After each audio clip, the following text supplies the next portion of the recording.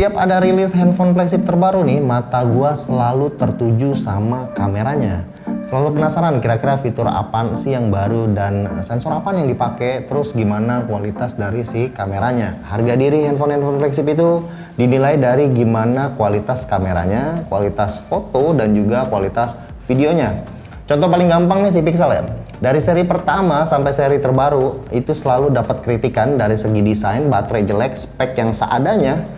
Tapi ini nggak berlaku nih kalau udah ngomongin kamera. Kamera Pixel itu selalu mendapatkan pujian, selalu dihormati, dan selalu menjadi parameter pembanding untuk kamera flagship lainnya. Begitupun sebaliknya nih, flagship yang punya desain, spek bagus, teknologi keren, tapi kalau kameranya kurang, pastinya susah banget untuk bersaing. Kita bisa ambil contoh HTC dan LG ya. Mohon maaf nih untuk fans HTC dan LG, karena memang kenyataannya itu seperti ini.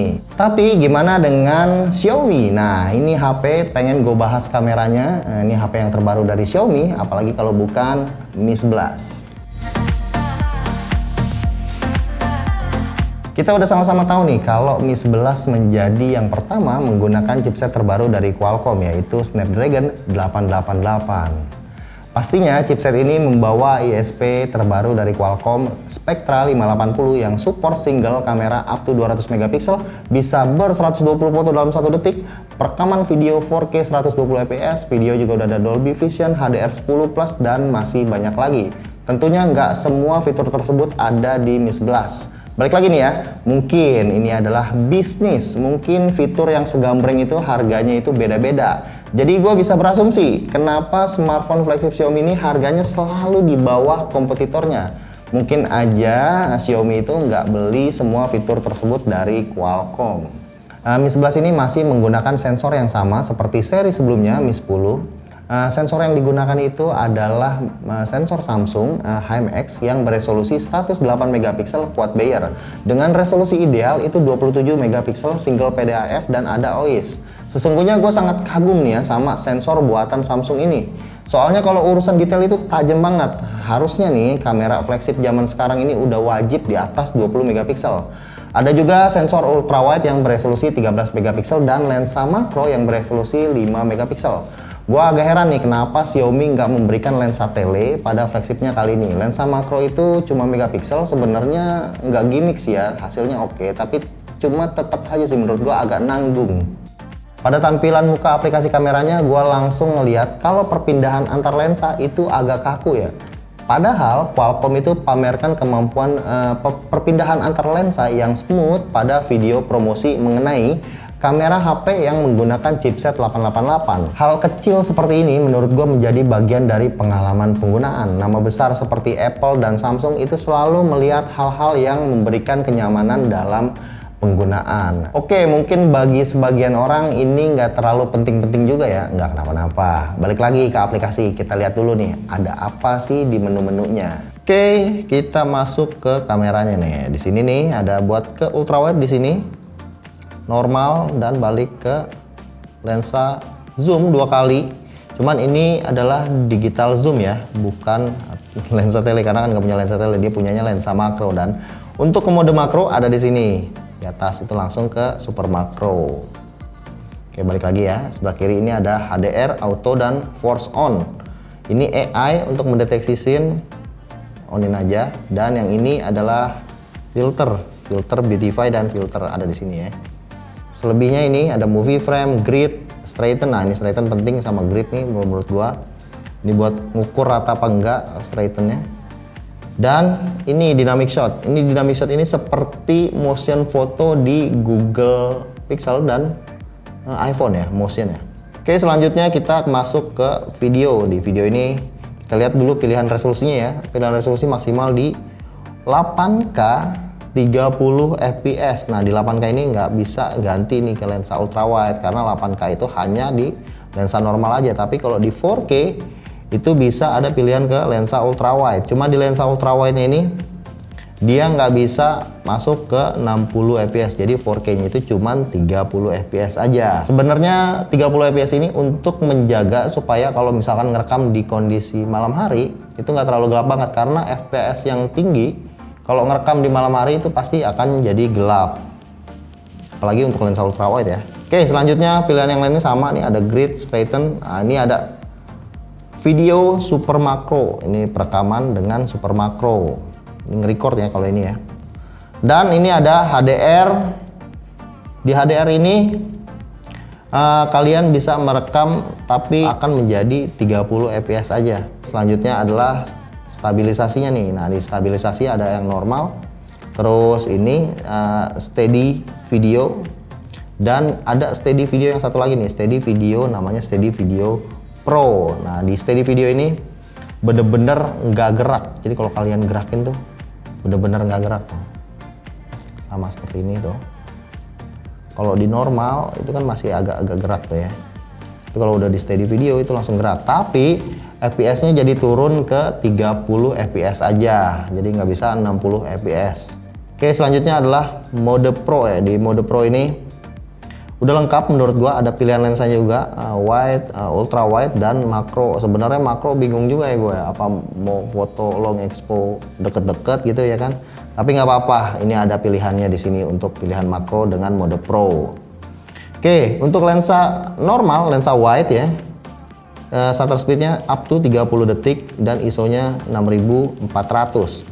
Untuk lensa ultra wide, shutter speednya juga sama 30 detik dan ISO-nya 4000. Oke, untuk lensa makronya shutter speednya 20 ya dan ISO-nya 6400. Oke, sekarang kita lihat pilihan yang ada di atas ini ya. Nah, ini ada rasio dan ini ada raw, ini ada grid. Nah, yang paling penting ini nih, fokus picking. Ini penting banget untuk kalian yang misalkan fotonya agak susah ya, gelap. Nah, jadinya tinggal ngelihat daripada si bantuan ini nih, yang warna merah-merah ini nih. Dan ini juga ada exposure kalau untuk memastikan apa namanya, apakah dia akan overexpose atau tidak, itu pakai ini. Dan yang paling penting ini nih, bisa support RAW. Di sini ada 108 megapiksel. Nih, di mode Pro ada 108 megapiksel dengan pilihan shutter speed juga ya, tuh tentunya. Jadi kalian bisa foto long expo menggunakan resolusi yang paling tertingginya 108 megapiksel. Cuman ya, kalau di mode Pro 108 itu nggak bisa aktifin RAW nih. Kalau RAW-nya diaktifin, dia 108-nya mati. Jadi kalian nggak akan dapat resolusi terbesar untuk ngedapetin file RAW-nya di resolusi terbesar maksudnya ya. Selanjutnya ya, di mode Pro ini juga bukan hanya untuk foto, tapi ada juga untuk video nih. Di sini switch-nya tuh langsung ke mode video. Nah, di sini sama nih settingannya nih, ada lensa nih, terus ada shutter speed, ada ISO gitu kan, tapi dalam format video loh ya ini ya. Dan juga white balance nih tentunya. Dan di menu ininya nih ada pilihan mode lock. Nah, mode lock ini sama seperti RAW pada foto, cuman ini di video ya. Jadi lock ini bener-bener warnanya tuh bener-bener basic banget dilihatnya gitu. Tapi di mode lock ini hanya di 30 fps aja. Jadi kalau locknya dia nonaktifin, itu jadi bisa lagi ke 60 fps dan 8K. Coba kalau locknya 8K nggak bisa ya, berarti lock itu hanya di 4K 30 fps paling maksimal. Dan yang paling penting ini fokusnya ya, yang gua lihat ini enak nih kalau di mode video nih fokusnya, jadi kalian bisa ngerekam sambil merubah fokus seperti ini gitu. Jadi kalau lagi sunset misalkan, fokusnya tadinya di depan orang, tiba-tiba langsung menuju fokus yang jauh, fokus mataharinya misalkan, kayak gitu ngerekamnya. Jadi smooth perpindahan fokusnya. Dan perpindahan zoomingnya menurut gue juga yang salah satu yang paling smooth ya, Xiaomi ya. Jadi ada pilihan kayak gini tuh, jadi pelan-pelan banget. Nah, untuk mundurinnya juga kalau mau cepet dan mau pelan gitu. Ini ada ukuran maju dan mundurnya, ini mau secepet dan sepelan apa. Selanjutnya yang ingin gue bahas adalah HDR Auto dan AI. Dua fitur ini jadi fitur wajib ya semenjak flagshipnya Huawei menguasai puncak skor DxOMark. Kita juga udah tahu kalau DxOMark itu memberikan nilai terhadap penggunaan mode auto. Nah, kedua fitur ini yang menjadi andalan untuk mendapatkan hasil foto-foto yang bagus dalam sekali pencet. Contohnya nih seperti dynamic range, saturasi warna, mendeteksi scene, apakah itu foto makanan, foto orang, foto landscape, foto low light. Kalian tuh nggak usah lagi ke mode-mode khusus karena kedua fitur ini yang membuat semua itu menjadi otomatis. Kesimpulan dari gua soal HDR Auto dan AI ini udah oke banget ya, detailnya dapet banget, dynamic range juga luas. Kekurangannya menurut gua ada dua. Yang pertama, lensa ultra wide dan lensa normal itu kadang-kadang suka berbeda hasilnya pada scene tertentu. Yang kedua, itu untuk foto indoor yang cahayanya kurang, maka AI akan mendeteksi langsung ke menggunakan mode malam. Ini agak sulit nih kalau kalian ingin motret anak-anak contohnya yang gerakannya cepet banget, pastinya akan blur. Oke, berikutnya adalah portrait mode. Sangat disayangkan ya, mode ini masih sama dengan versi sebelumnya, yaitu nggak bisa zooming. Jadinya kalau dirasa objeknya agak jauh, kalian tuh yang harus maju sendiri. Kalau soal hasilnya nggak usah diraguin lagi, detailnya oke, bokehnya juga bisa ada pilihan dari aperture f16 sampai ke f1. Pemisah antara objek dan background masih khas software, nggak ada yang perfect lah ya pada bagian ini. Overall oke menurut gua, itu dari kondisi yang cahaya melimpah sampai ke kondisi yang minim cahaya. Video ya, sejak gua mencoba perekaman video yang ada di Mi 10 Ultra, gua merasa nih, wah hal ini nih yang bakal dibawa ke Mi 10 biasa. Ternyata kagak. Perekaman 4K 60 yang cukup stabil akhirnya datang ke Mi 11. Sayangnya kamera ultrawide itu hanya maksimal di 4K 30 fps saja. Overall mengenai performa videonya, Mi 11 ini keren banget, udah bisa sejajar lah dengan flagship lainnya. Oke, selanjutnya ada menu more nih, yang ini banyak banget nih isinya nih. Kalau dijelasin semuanya puyeng juga nih gue. Ya jadi untuk mode night 108, panorama, dokumen, slow mo kayaknya nggak usah dijelasin lagi ya, udah pada tahu kan itu. Gue justru penasaran mau nyobain mode vlog. Pada mode ini ada banyak pilihan templatenya juga bagus-bagus ya. Intinya dengan adanya template ini memudahkan kalian untuk membuat video pendek yang otomatis ada efek, transisi dan semacamnya. Jadi kalian tuh nggak perlu ngedit lagi, cukup tag video sesuai panduannya. Kira-kira begini hasilnya.